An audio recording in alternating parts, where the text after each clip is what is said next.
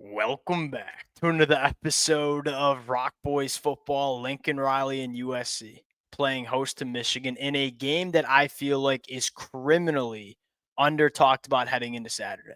You look at these two teams, the winner of this football game immediately puts themselves back into that college football playoff conversation now, specifically for USC. I mean, boy, does this feel big, not only for college football playoff conversations. Number one, this is a little bit of a culture test, right?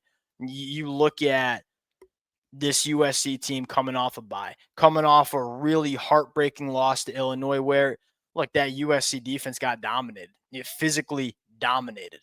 Does this football team come back out there Saturday night, get their back off the mat, and battle back in 2025? Number two, probably more of an important storyline. I know for a fact, because I talked to a lot of USC fans, that there are a lot of fans that are on the fence regarding, hey, is Lincoln Riley the guy to get USC back to where they belong as a program in the college football landscape? You're doing everything right off the field. There ain't no question about that. USC has completely turned on its head how they're building this roster and the caliber of talent that they are bringing in.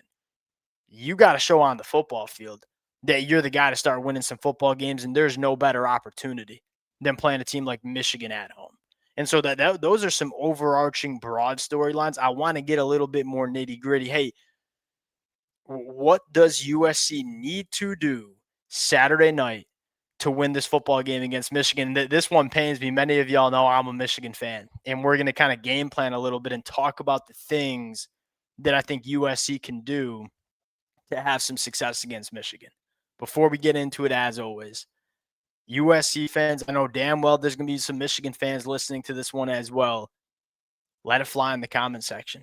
Appreciate hey, the amount of support from both of these fan bases for the game preview, been amazing. Appreciate you guys. If y'all do enjoy the content, consider subscribing to the channel. Without further ado, let's get into it. Now, let's start with this. In my opinion, the biggest storyline here, if you're USC on defense, you need to win on first down, specifically stopping the run.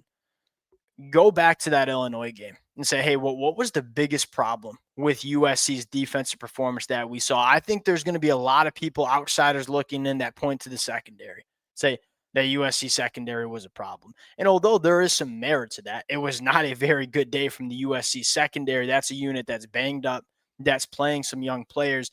By far, the biggest problem that we saw, USC barely won a single first down rep. And what I mean by that is, hey, Illinois ran the football on 1st and 10 a lot in this football game, and they normally gained about 5 or 6 yards, sitting in 2nd and 5, sitting in 2nd and 4. Why is that such a big storyline? Because it takes away arguably the best trait that this USC defense has, and that is their ability to get after the passer, right? When you're sitting in 2nd and 4, what is Cam Crawford or Anthony Lucas or Braylon Shelby doing out there on the edge? Yeah, these are legitimate NFL pass rushers. But when you're sitting in 2nd and 4, you're not thinking about getting after the quarterback. That's a run down. You're thinking about holding the point of attack, keeping your outside shoulder free, and stopping the run. Now, what if you flip that? What if you win on 1st and 10 a little bit more? Put more 2nd and 8s and 2nd and 9s. What kind of downs are those? Those are passing downs. If Michigan wants to move the chains and they're sitting at 2nd and 8, more times than not, they're going to be trying to throw the football. What does that allow your edge rushers to do? Get into a little bit more of their pass rush bag, pin their ears back, attack a left tackle like Evan Link. I'm a Michigan fan. I think Evan Link has been better than he was last year. I still got question marks on Evan Link's ability on the road to block up a guy like Cam Crawford, block up a guy like Anthony Lucas. How many 2nd and long, obvious passing situations can USC put this Michigan offense in? Because against Illinois, they weren't really able to win on 1st and 10 at all. And it took that bite out of that USC defense. Your edge rushers, your pass rushers, these guys that will be going to the NFL, some of your best players on your team, they were neutralized. They didn't even have many opportunities to get after the passer. If you're USC, you got to fix that. You got to force this Michigan offense to get into some of those 3rd and obvious, 2nd, 3rd and obvious passing situations where your edge rushers can get after the passer. Now, here is probably the bigger storyline, right? It's one thing for me to get up here and say, hey, 1st and 10, stop the run. Yeah, everybody knows that. I'm not sure if I was breaking any news to y'all. How do you go about doing that? Well, when you talk about a team like Michigan, one thing you get a lot of is 2 tight end sets, a lot of 12 personnel. How does USC decide to match that? They've had a lot of problems at that nickel spot without Kamari. When Kamari Ramsey was sick and missed that Illinois game, you didn't find a nickel guy that you trusted. Now, if Michigan is going to give you a lot more 12 personnel, similar to how Illinois was going to give you those looks, I would like to see USC maybe incorporate some more 3 linebacker sets and say, hey, screw it. We ain't even going to play with the nickel. We're going to grab Jaden Walker off the sideline, put him on the football field. What does that do? When you sub a 5th defensive back out, you're bringing another linebacker. You have more run stopping ability. Well, Michigan's going to run a lot of 12 personnel. They're going to look to run the football. I wonder if Coach Lynn says, hey, we're going to grab another linebacker and put him on the football field. Give our defense a chance to have a little bit more success on 1st down stopping the run. And here's the thing that allows USC to do that. I think Jaden Walker has been pretty damn good. And the other 2 linebackers you have in Eric Gentry and Desmond Stevens, they give you value in coverage. I think you have the personnel to tap into some more 3 linebacker sets. Number 2, just walk a safety into the box. The best way to stop a run game is with numbers. We're going to put more numbers into the box than you can block. We're going to say you can either run it into our box or try to throw. If you're USC, I think you're living and dying with forcing Bryce Underwood to beat you vertically down the field. That's not to say that he can't, because you've seen some good things from Bryce and you saw some good things from Donovan McCulley last week. If you're going to lose this game, make sure you lose it making Bryce Underwood make those throws. Very similar storyline to that Miami-Florida State game that we saw last week. Right, Florida State said, hey, we're going to put bodies in the box. We're going to make you make some good plays. And, hey, Carson Beck made some really good plays. That's a 6-year senior quarterback that made some really high-level throws to win that game for Miami. I think if you're USC, that's how you want to live and die here. We're going to stop the run. We're not going to let you come on the road and establish the run. We're going to make your true freshman quarterback win through the air. We'll see if Michigan can do that. That goes to our second point. Takeaway number 1.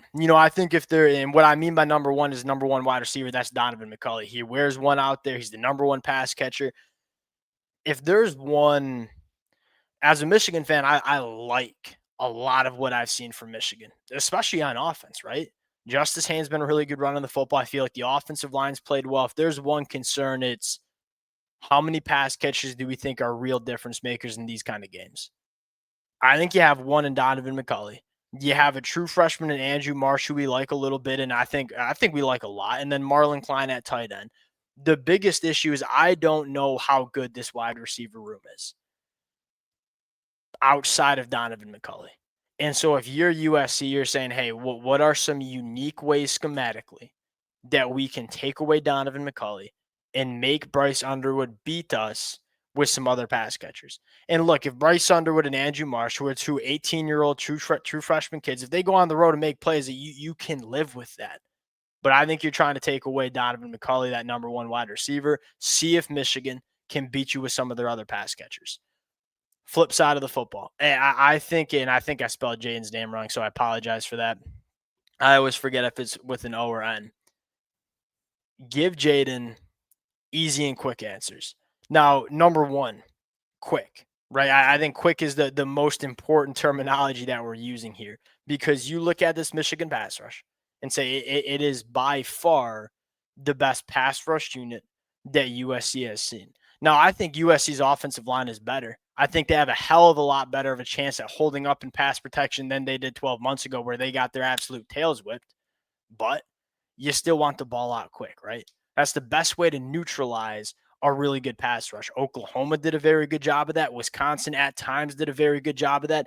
If you are Lincoln Riley, you want to try to give Jaden a lot of quick answers. And you also want those answers to be easy, right? Because one of my biggest concerns if I'm a USC fan is that I think Jaden's been really damn good to start 2025. And he has avoided a lot of those turnover-worthy plays that were a problem for him in 2024. Well, Wink Martindale, he's going to give you a lot of different looks. He's going to give you a lot of different blitz packages, and he's going to give you a lot of different zone drops. If you are Lincoln Riley, you're trying to make this game as easy as possible for Jaden. You want the ball out quick, and you want him to have easy answers. I don't think you want Jaden dropping back, taking a 5-step drop, and trying to process this Michigan defense, because Wink Martindale going to fool you. It's going to be a really fun chess match between Lincoln Riley, who's one of, if not the best in the game, and what I think Wink Martindale, one of the best defensive play callers in the game too. How well does Jaden take care of the football here? How well does Jaden continue to be a guy that can make some high-level throws and change a game, but also not have those turnover-worthy plays creep up into this one? It's a storyline. Jaden has made some high-level throws where he's trying to fit the ball into some tight windows. Can Michigan create some turnovers? That's a storyline. Last one that I'll say, and this one is kind of a nitty-gritty one, but I think it's big. Tight ends in the middle of the field. What does Wink Martindale love to do? Man, he loves to send these linebackers on blitz packages. Wisconsin knew that. And on the first drive, they're saying, hey, if you're going to blitz those linebackers in the middle of the field, we're going to try to just replace that with our tight ends. And they were getting the ball out quick to the tight ends in the middle of the field. The one thing that I really like about USC is, look, Mekhi Lemon's going to get a lot of targets in this game. If Jacoby Lane is healthy, Jacoby Lane's going to get a lot of targets in this game. Maybe there's not that wide receiver 3 in this offense. But guess what there is? There's 2 really quality tight ends in Lake McCree and Walker Lyons. If Michigan wants to blitz those off-ball linebackers that got a lot, can you work the tight ends over the middle of the field? It's a big storyline in this one. That's the most success Wisconsin had against this Michigan defense, was tight ends over the middle of the field when Michigan came on those linebacker blitzes. Can Jaden do that? I feel like that scheme has the opportunity to work a lot in some big moments, because when the moment is big for Wink Martindale, he is going to bring pressure, and more times than not, it works. But when it doesn't work, it's when quarterbacks know where to go with the football right away. Those tight ends in the middle of the field feels like it's going to play a really big role here. And I love what you've seen from the tight ends. These tight ends are catching in traffic. They're really tough at the catch point. They're catching everything that's thrown their way, and Jaden's very clearly comfortable getting the football to them. Key stats in this one, there's just one here, and I think it's red zone efficiency for both of these teams. I think both of these teams have the ability to move the football, right? USC's often they go move it, right? This is the best offense that we see in the country. What team scores more in the red zone? Right? I don't think you can win this game with field goals. And so when teams move the football, they get inside the 20, what team does a better job scoring touchdowns? Been a little bit of a problem for Michigan. USC's been doing a really good job finishing drives, but for Michigan, it's been a little bit of a problem. Both of these teams, they might give up some yards, but whatever team executes better in the red zone puts themselves in a really good chance to win this game. Very, very excited for this one. We will certainly break it down Saturday night. Appreciate you guys rocking with it. If y'all do enjoy the content, consider subscribing to the channel, and we'll talk to y'all later.